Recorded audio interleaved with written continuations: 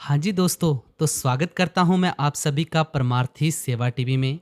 तो दोस्तों, अगर आप ये फेसबुक पर देख रहे हैं तो दोस्तों तहे दिल से स्वागत करता हूँ मैं आप सभी का निस्वार्थ सेवा में। जैसे कि दोस्तों आप सभी को मैंने व्हाट्सएप चैनल में, टेलीग्राम चैनल में और इंस्टाग्राम पे, फेसबुक पे आप सभी को स्टोरी डालकर बताया था कि बशोली बाबा जी जा रहे हैं जो जम्मू कश्मीर के पास पड़ता है। वहाँ पर संगत को दर्शन देंगे और सवाल जवाब भी करेंगे। तो दोस्तों, बशोली में बाबा जी के सवाल जवाब हुए और वो सवाल जवाब किस प्रकार थे आप सभी के साथ वन बाय वन शॉर्ट में शेयर करूंगा।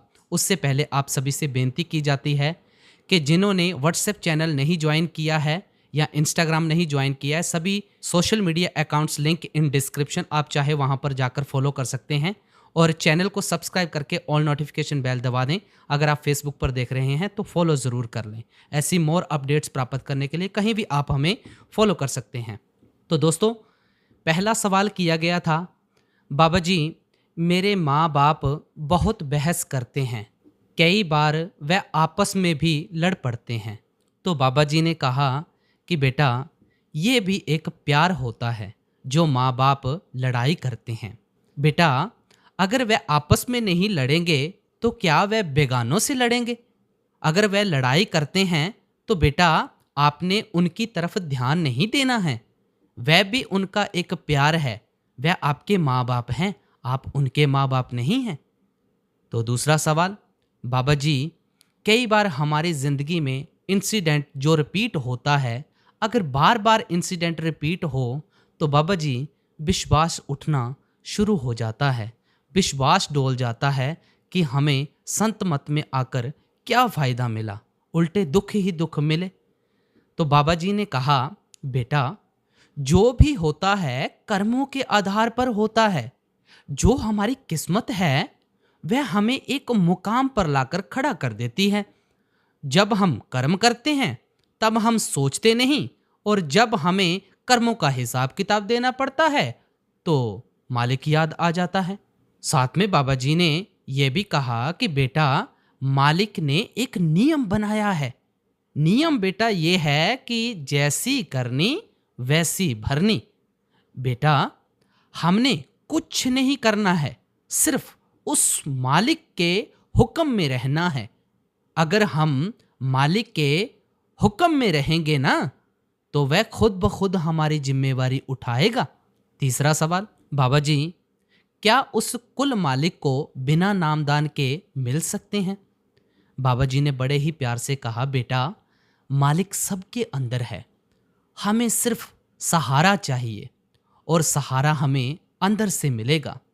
बेटा जैसे एक बच्चा है, घर में वह अपने आप भी पढ़ाई कर सकता है ना, लेकिन घर में वह वातावरण नहीं होता, इसलिए बच्चे को स्कूल जाना पड़ता है।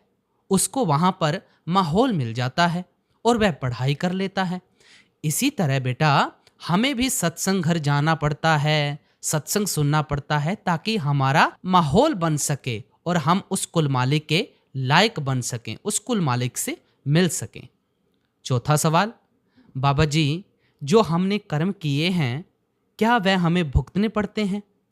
तो बाबा जी ने कहा, बेटा कर्म किए हैं हमने, मालिक ने इंसानी जामा सबसे उत्तम दिया है।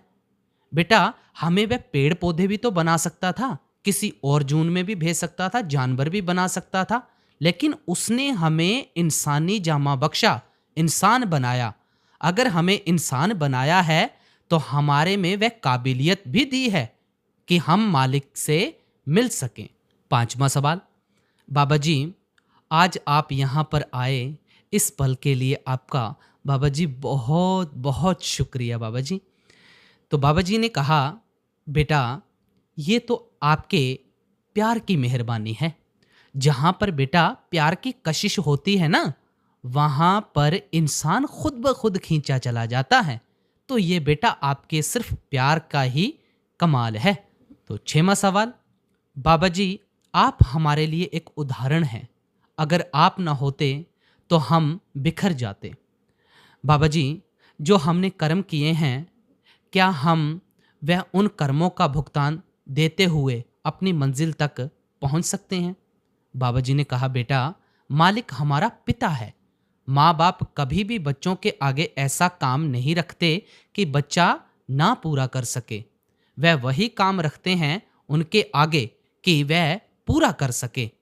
तो बेटा, इसी तरह मालिक ने भी हमें काबिलियत दी है। अगर वह जानता है कि हम निभा सकते हैं, इसलिए तो हमें ये इंसानी जामा बख्शा है ना। बेटा, हम मन के अधीन चलते हैं। जब से इंसान इस सृष्टि में आया है, उसने अपनी चाहतों को सबसे अहम माना है। बेटा, अगर हम उस मालिक के हुक्म में रहेंगे तो बेटा कर्मों का सिलसिला अपने आप सारा खत्म हो जाएगा। 7वां सवाल, बाबा जी, जो आपने ये संत मत का बगीचा लगाया हुआ है, ये आपने संभाल कर रखा हुआ है। बाबा जी ने बड़े ही भावुक होकर कहा कि बेटा, ये तो बीज बड़े महाराज जी लगा कर गए हैं, मैं तो बेटा इसकी संभाल कर रहा हूँ।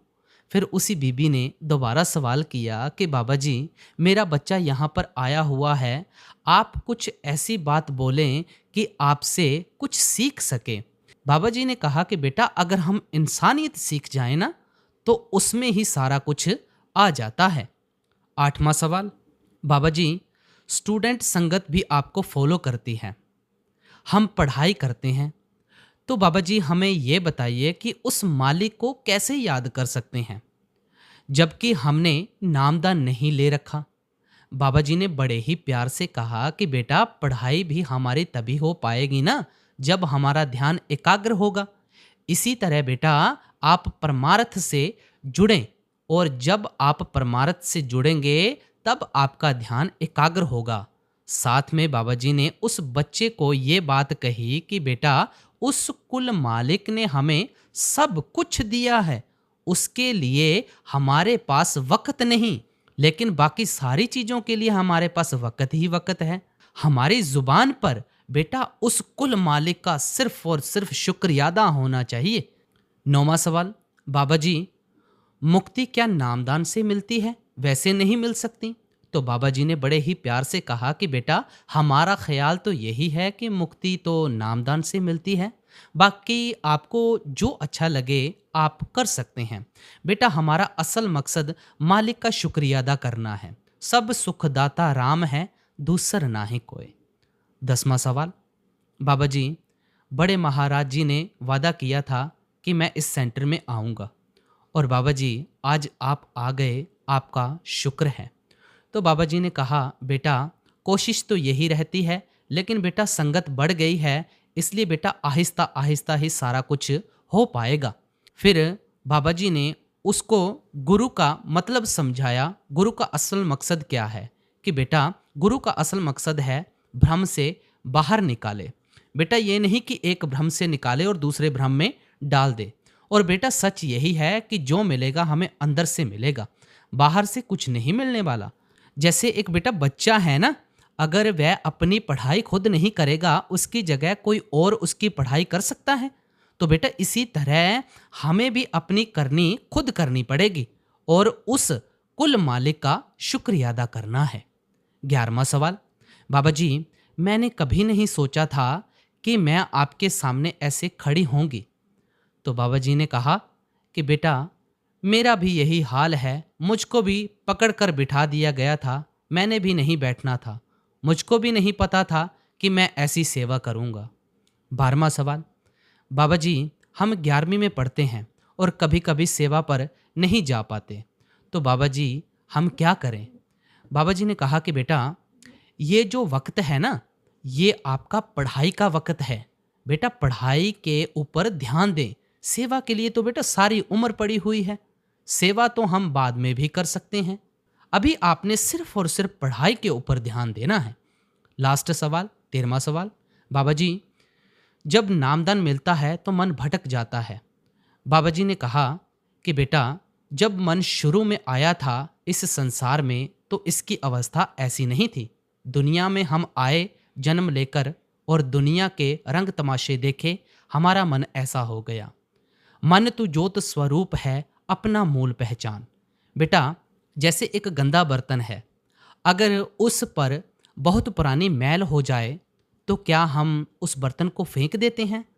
नहीं, बेटा हम उस बर्तन को साफ करते हैं जब तक उसकी चमक सामने ना आ जाए। तो बेटा इसी तरह हमने अपने मन को भजन बंदगी के साथ साफ करना है ताकि हमारा मन साफ हो सके और उस कुल मालिक के लायक बन सके।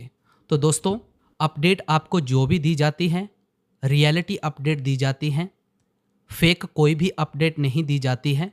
तो दोस्तों, लिंक सोशल मीडिया के डिस्क्रिप्शन में है। आप चाहें व्हाट्सएप चैनल में ज्वाइन हो सकते हैं, इंस्टाग्राम पे फॉलो कर सकते हैं, आप चाहे जहां पर मर्जी फॉलो कर सकते हैं।